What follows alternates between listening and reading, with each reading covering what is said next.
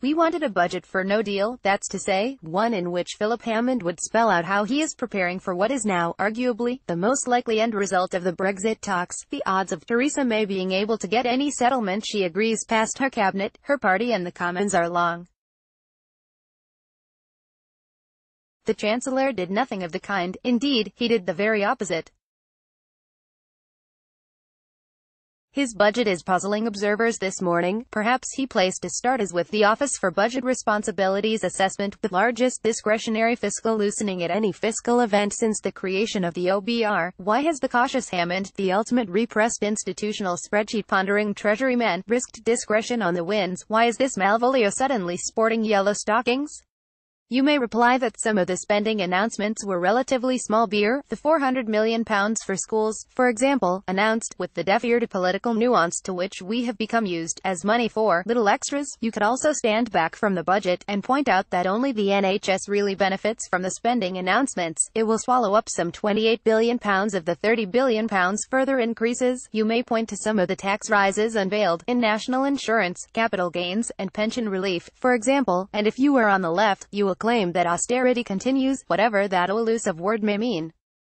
But these valid points miss the bigger picture. The Chancellor had £18 billion extra in his pocket because of buoyant tax revenues, despite Brexit, and could have put it towards balancing the budget. He chose not to. Instead, he has settled for running what seems to be a permanent deficit of no less than £20 billion.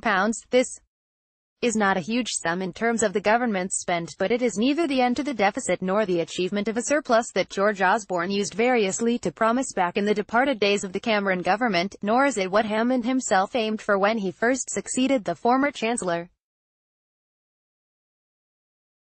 This a little bit of largesse for almost everyone. Step forward. Robert Halfon, the fuel duty-free champion, is now in its 9th year. Take a bow. Jesse Norman, yes, PFI was on the way out anyway, but Hammond's announcement of an end of it has potential implications for the government's balance sheet, nonetheless, and marks victory for your long, persistent, and justified campaign. Well done, Gavin Williamson, and a raft of backbench Conservative MPs. The Chancellor knows when he's onto a political hiding, and has shelled out enough cash to keep the defence budget afloat.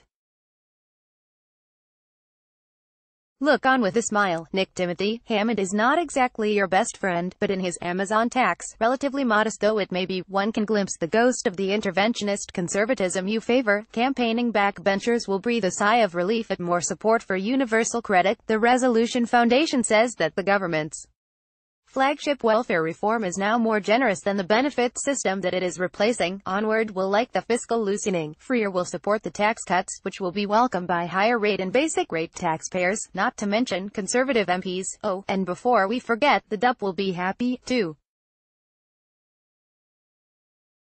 There will be devils in details. For example, in tax changes to self-employment, we have yet to hear of what the Institute for Fiscal Studies makes of the figures, and the OBR is unhappy with ambiguities in them. On no deal itself, the Chancellor announced another £500 million for Brexit preparations, bringing the total he has budgeted for to £4.2 billion. Some of this will be spent whatever the outcome. Certainly, Hammond didn't dwell in any detail on what extra preparations he is now undertaking. The opportunity to send a message to the EU Commission and the 27 was not merely passed over, it was spurned.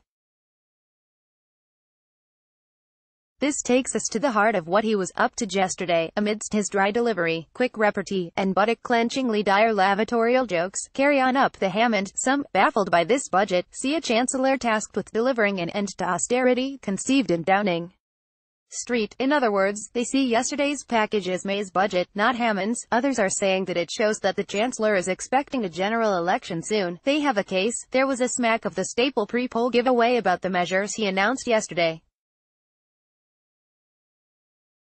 But the real point of the budget lies elsewhere.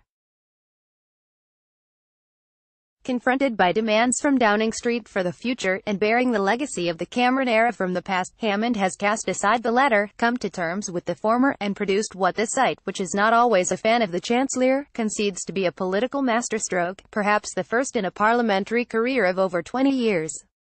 The real message of this budget is not to any particular Tory MP, let alone to anyone else, but to the whole mass of them. This new money for mental health, for the armed forces, this relief for universal credit, these Modest tax cuts, this end to austerity, for which many of you have lobbied. All this, Hammond was intimating sotto voce, depends on you voting for any Brexit deal that May offers you. This is Malvolio turned mafioso.